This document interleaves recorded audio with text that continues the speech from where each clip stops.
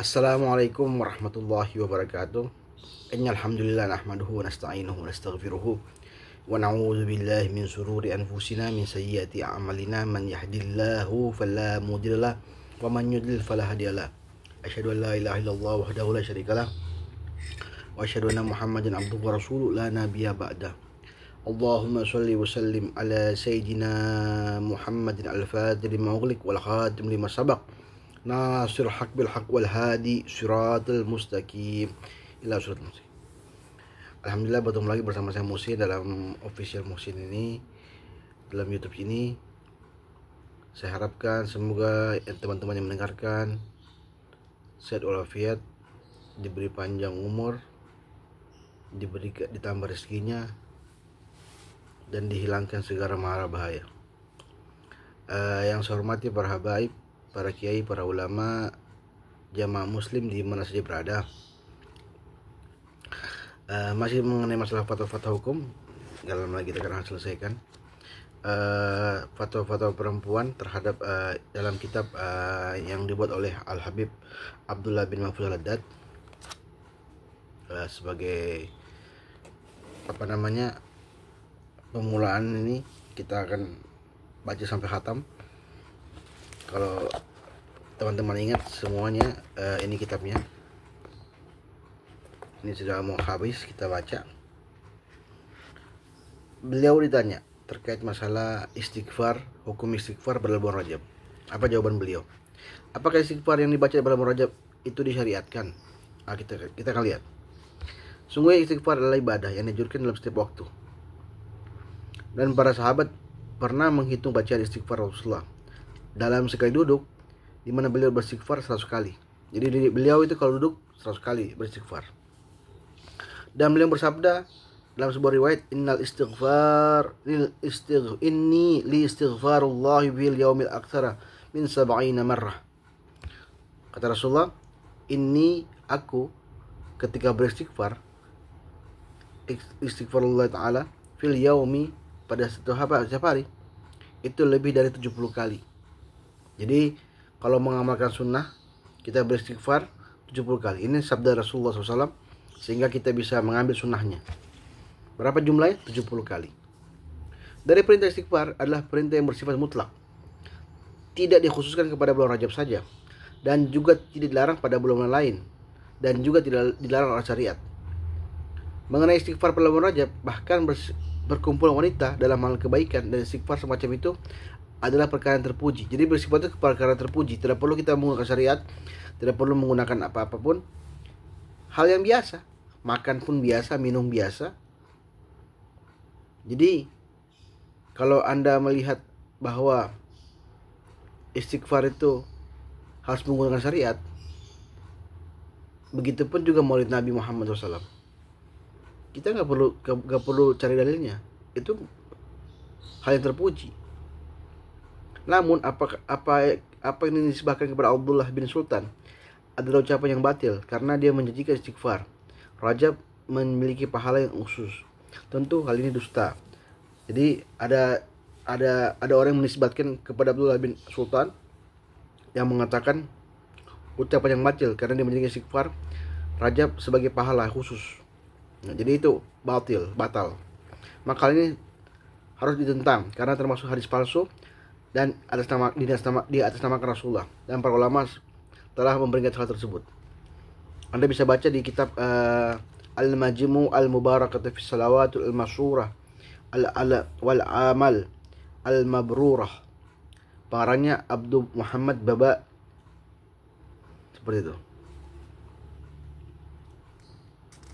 Di situ dikisahkan beberapa pahala-pahala istighfar, dan itu sebagian menurut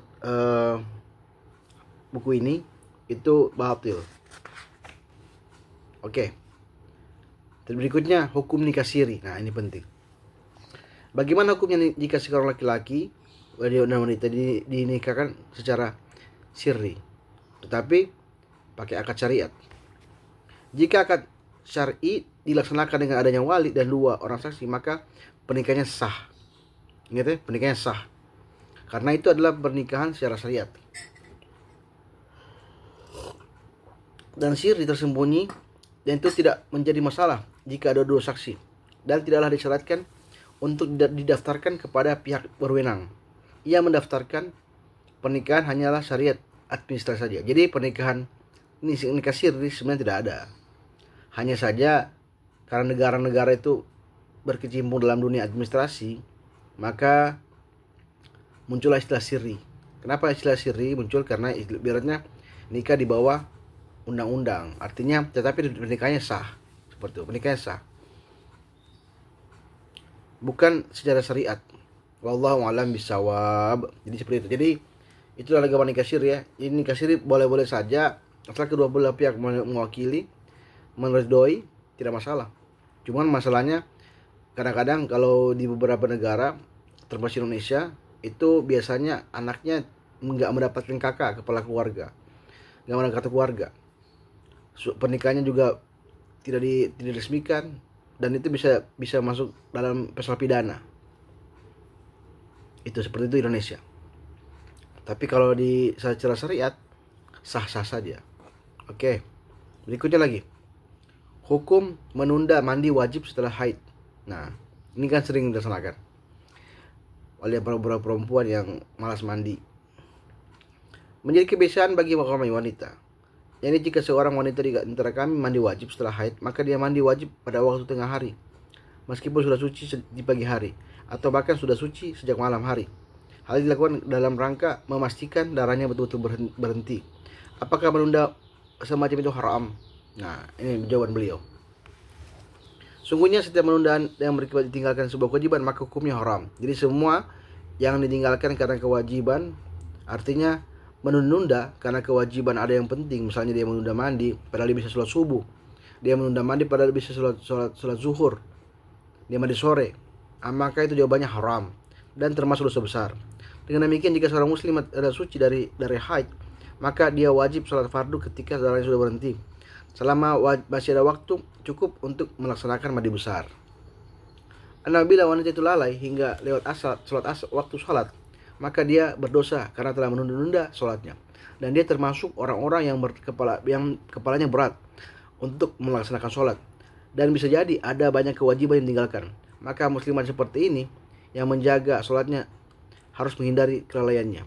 Jadi jika sekiranya itu harus kita sebagai muslimat, bagi perempuan itu seharusnya menjaga jangan sampai lalai dalam melaksanakan ibadah sholat ibadah sholat zuhur ataupun subuh.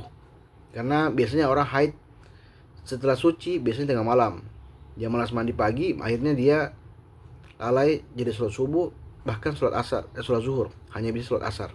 Maka itu kategorinya lalaikan, dan itu bagi Habib Abdullah bin Mahfuz Al-Haddad itu kategorinya haram. Sedangkan jika dia suci telah habis waktu subuh misalnya, maka tidak masalah jika menunda mandi besarnya hingga waktu zuhur, karena dia tidak meninggalkan kewajibannya meskipun menunda mandi sebesarnya tersebut. Jika dia suci setelah fajar, maka dia harus segera mandi untuk melaksanakan sholat subuh. Wallahu a'lam bishawab. Nah, itu ya, itulah gambarannya terkait masalah mandi yang ditunda-tunda oleh wanita. Kita bahas hanya 3 aja hari ini, yaitu hukum istighfar bulan Rajab, hukum nikah siri, hukum menunda mandi wajib, sehingga menyebabkan lalainya sholat seperti itu. Ini 3 hukum aja kita bahas supaya lebih bagus, supaya kita bisa masuk pemikiran kita, pembacaan kita. Kalau terlalu banyak juga tidak bagus, sehingga kadang-kadang apa yang kita baca itu tidak masuk semua. Jadi saya cuma kecukupkan tiga hukum saja, yaitu hukum nikah siri, hukum wajib, mandi wajib yang dilalai, dan hukum istighfar bulan Rajab. Jelas semuanya. Demikianlah hari ini kita baca, semoga bermanfaat. Jangan lupa like dan subscribe channel ini sehingga kita punya Islam berkembang, khususnya dalam bidang fikih, karena umat Islam khususnya di Indonesia mengenai masalah hukum sangat-sangat lemah. Kenapa? Karena kadang-kadang kita mengikuti kepada ustadz kita, padahal ustadz kita nggak tahu salah apa benar. Dengan jalan ini saya harapkan kita bisa mengetahui hukum-hukum khususnya dalam bidang perempuan yang